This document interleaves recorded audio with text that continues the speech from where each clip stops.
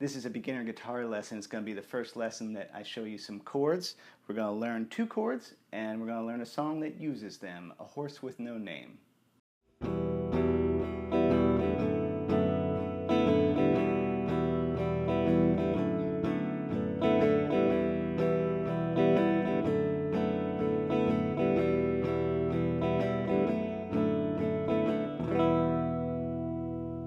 That is the simple thing that I'm about to show you how to play. That is the guitar chords for Horse with No Name by America. This is ideal for your first song that has chords in it because it's just 2 chords that are so closely related to each other that they're almost the same chord, and yet the tempo is nice and slow, and it's like you'll be able to hop in there and play along with the song and be like, hey, learning guitar is fun and easy, and I feel good and proud of myself, as opposed to learning guitar is a soul-crushing occupation and I want to die. So the first chord of Horse with No Name is the lovely E minor chord. Now if you look at the picture here, that's a picture of the first 5 frets or so of the guitar, and the dots are where to put your fingers. So you're kind of having to figure out how to decode that chord chart there, and here, let's cut back over to me. That's what that translates to. My middle finger here is on the 2nd fret of the A string. My ring finger is on the 2nd fret of the D string, and that gives us an E minor.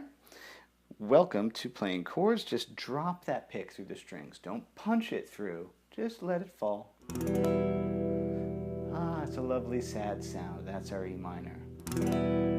I always tell my students to pay attention to how chords sound. They all have different colors and personalities.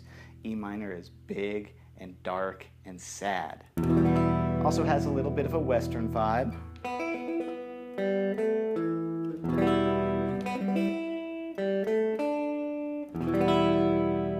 And the reason we pay attention to train our ears, 2 reasons really. One is later on, that's how I'm able to figure out songs. I can listen to songs on the radio or on my phone, which is really what we all listen to songs on, and pick out just by the sound the color of the chord. Like I can recognize an E minor, sure as this American Apparel pocket tee is navy blue. It's all the same to me. I can just recognize that sound, so that's really useful.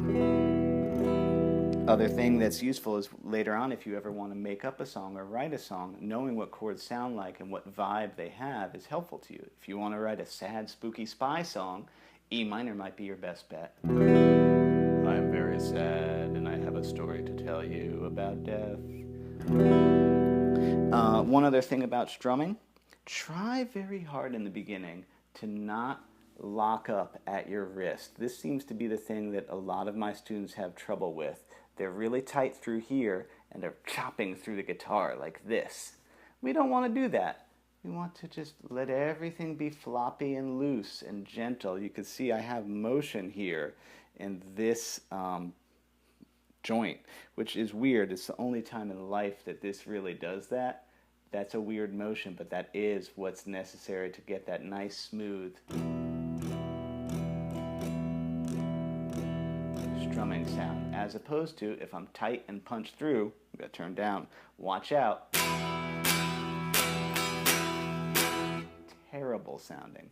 Gentle, gentle, and just like you're petting the unicorn, just, oh hello. Now the strum pattern I'm doing here is a down, down, down, up, down. And yeah, again, I'm just letting angles and I'm letting everything be fluid.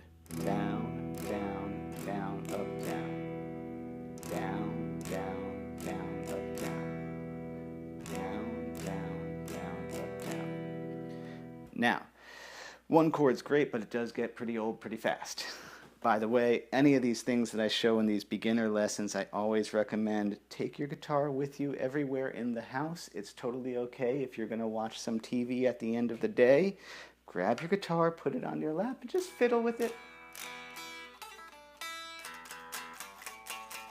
I cannot overemphasize that enough. That's kind of how I got good at guitar, was just taking it with me, whatever room I was in my house, constantly fiddling with it.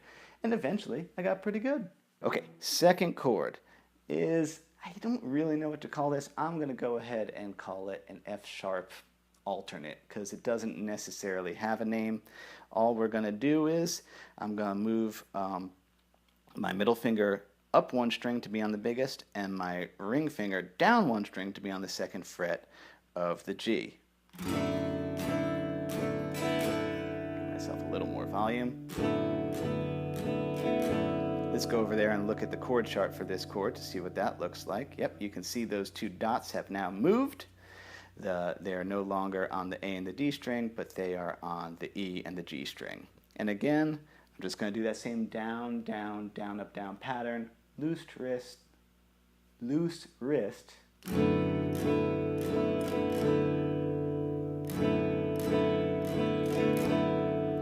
You have two chords to change between, which is great. That's just enough hard work to keep it challenging, but not terrible. So E minor.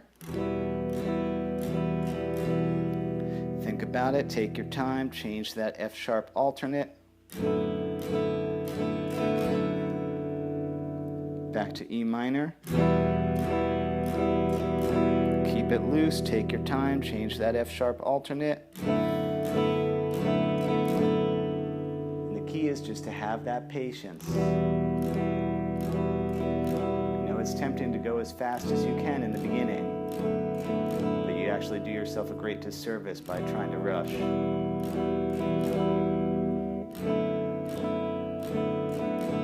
And you'd be surprised. You take that guitar with you everywhere around your house, you fiddle with it constantly. After about a week,